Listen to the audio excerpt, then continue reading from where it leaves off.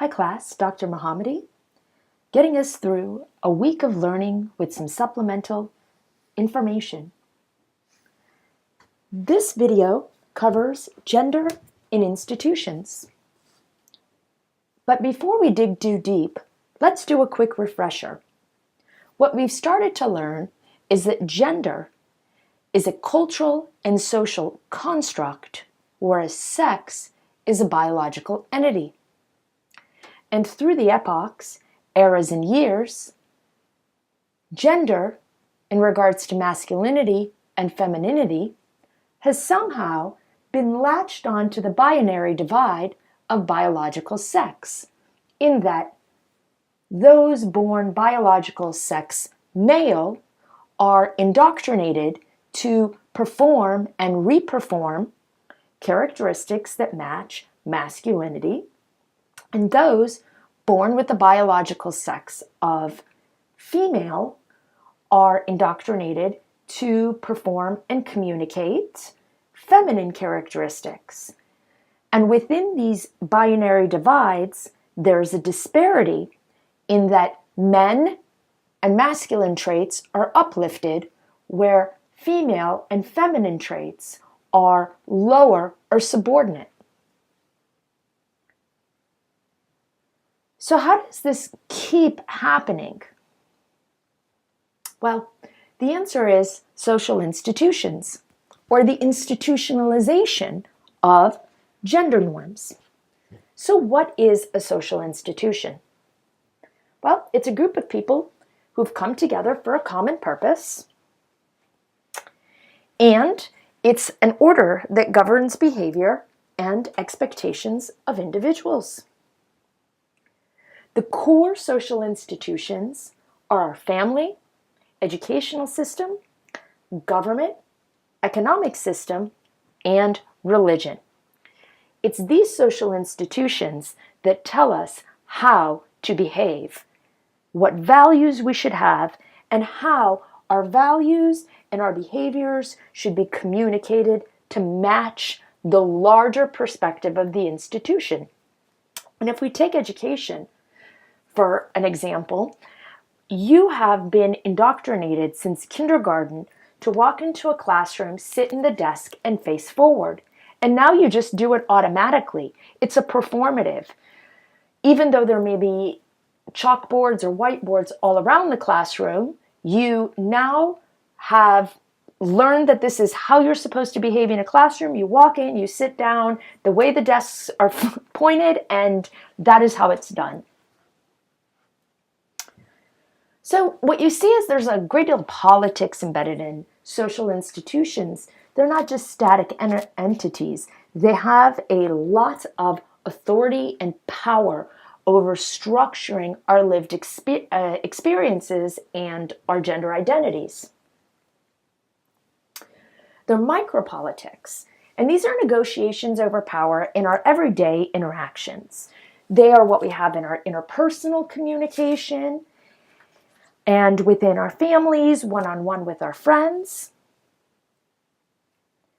There's mesopolitics, and that's power within institutions. So if you're a member of a school, a member of a work organization or religion, or even a member of a social media platform, there's rules on how to engage, or the group is challenging the rules. So we're following or we're challenging, which is again a binary divide in the way that we're communicating. It's one or the other. That in-between space is removed, and that's problematic because it matches the same exact split we have with gender. And then there's macropolitics. Those are the larger laws, policies, and culture's power to enforce overarching social norms. So we go micro, which is more the one-on-one, to meso, which is more small group communication, to macro, which would be mass communication. So we go from family and friends to director, team members, pod group, to the presidents, leaders. And what that means is the institutions that we went over earlier, the church, the school, the government, economics, those have control over us. Institutions have power over our individual lived experiences and how we are able to communicate them to either be rewarded or to be punished because we're breaking away from the norms or the rules. So what these form is a cultural ideology, and a cultural ideology is guided behavior. And we continue to fall in line with this guided behavior even if we do not personally subscribe to it. And hegemony, which is seeing this ideology as common sense, even if it conflicts with our own experiences. And one of the most prominent political movements of recent has been the LGBT movement and the right to be able to marry. For a long time, the cultural ideology and the hegemony was that a man, biological man, who is masculine in trait, should be marrying a biological woman who is feminine in trait, and anything outside of that is problematic. And for generations and generations, people really took that as common sense. And it wasn't until the movement started that people really began to rethink love as a universal concept and not one that is communicated through gender norms.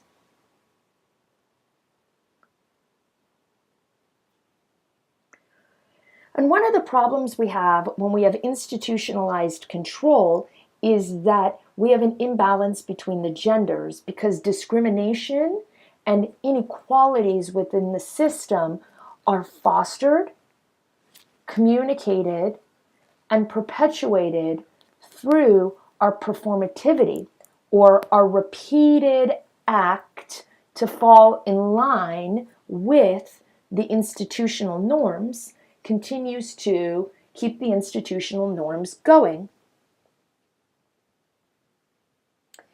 And unfortunately, within this system, women have it rough.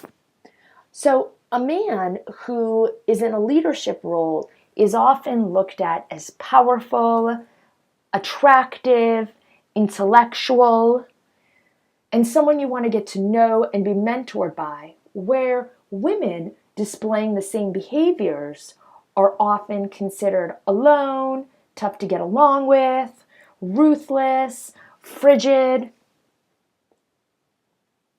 And this carries over into almost everybody's lives.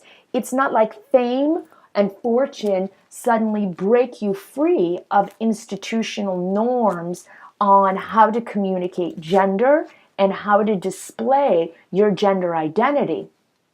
And take for this is Adele, the Grammy-winning singer, and she even feels these institutional forces playing on her as music and music prowess has normally been given to men. Men are lead singers more often than women in the traditional sense.